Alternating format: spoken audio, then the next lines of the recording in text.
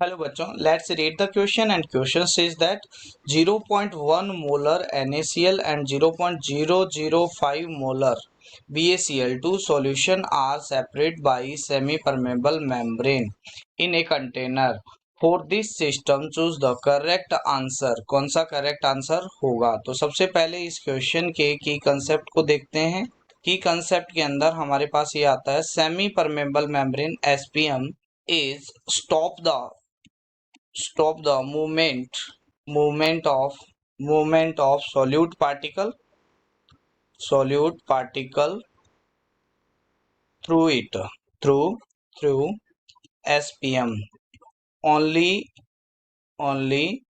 solvent particle pass through SPM. तो SPM के through only क्या हो जाता है आपके पास में सॉल्व, और जो सॉल्वेंट पार्टिकल का मूवमेंट होता है solvent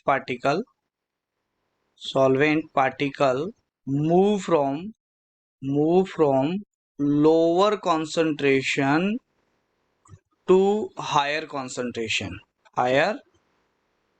concentration through SPM semipermeable membrane. और यहाँ पर जो दिया गया है वो कॉन्सेंट्रेशन ऑफ NaCl है, वो क्या है, ज्यादा है कॉन्सेंट्रेशन ऑफ BaCl2 से, यहाँ पर जो दिया गया है।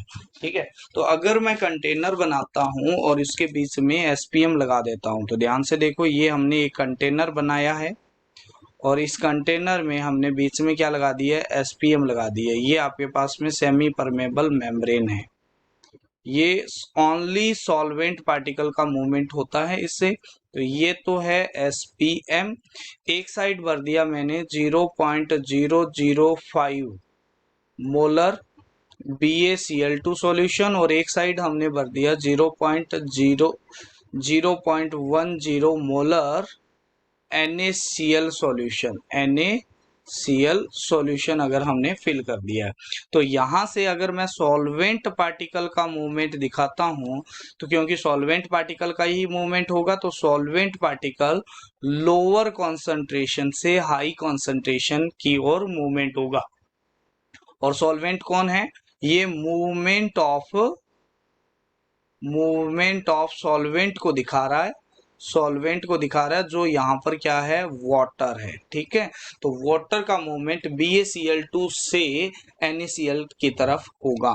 तो यहाँ पर ऑप्शन बी है वो करेक्ट आंसर हो जाएगा, water flow from BaCl2 solution to NaCl solution.